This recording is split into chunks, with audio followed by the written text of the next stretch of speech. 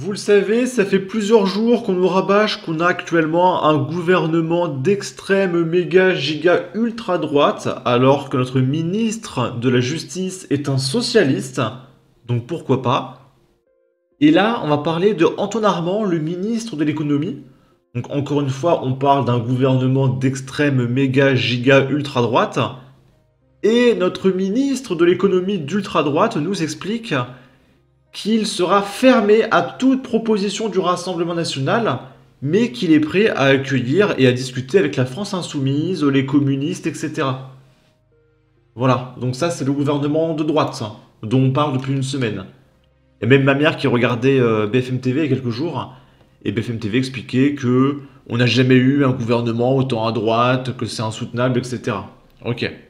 Et quand je disais que non, on avait un gouvernement de gauche, je passais pour un complotiste, mais pourquoi pas. Antoine Armand, vous aurez à manœuvrer face à une Assemblée nationale divisée, sans majorité.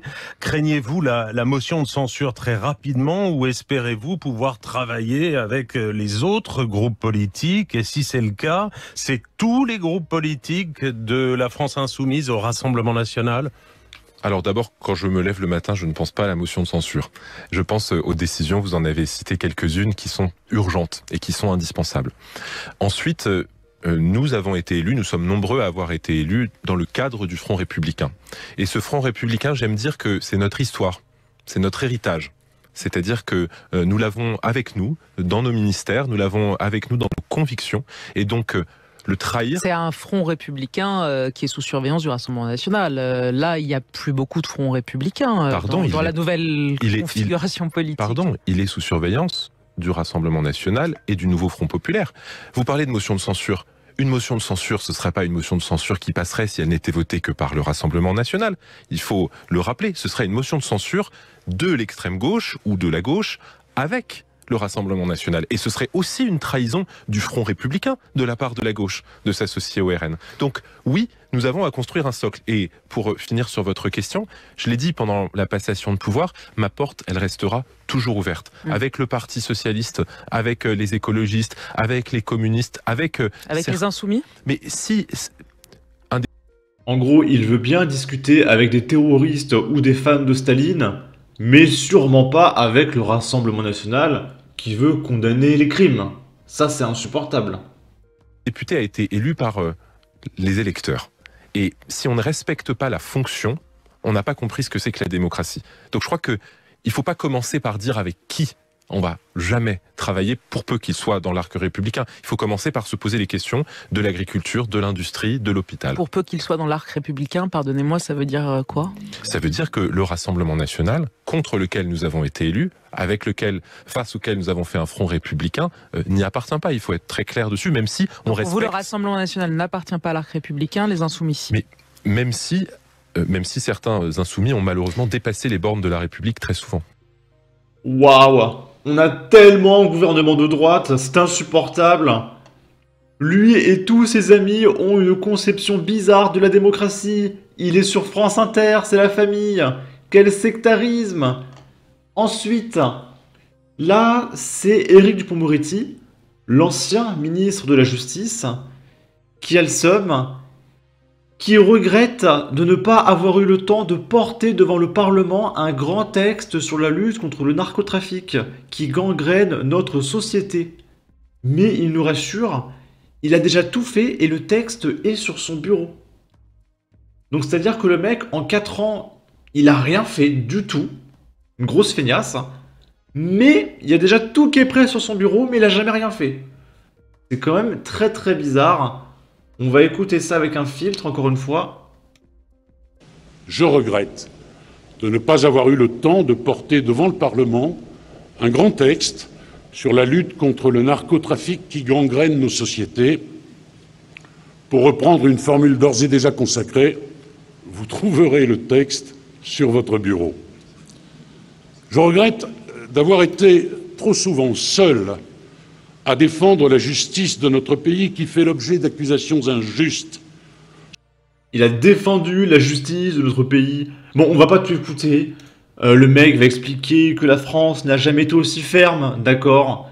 On n'a jamais donné autant de stages de citoyenneté, d'accord? On est tellement la violence en France. Là, c'est notre nouveau ministre de l'Intérieur, et c'est à cause de lui qu'on parle d'un gouvernement de droite, c'est juste à cause de lui. En gros, là, il va porter plainte contre Raphaël Arnaud, parce que le mec insulte la police. Et on va dire que ce ministre de l'Intérieur, il aime pas trop le terrorisme, le discours anti-police, anti-France, etc. On va écouter ça. Absolument.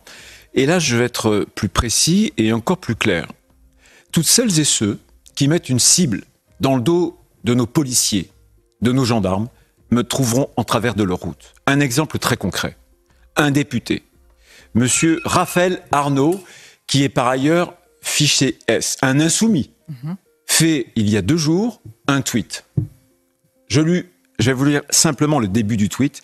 Assassinat de Canaque par les forces policières envoyées spécialement à 17 000 km. Vous avez ici...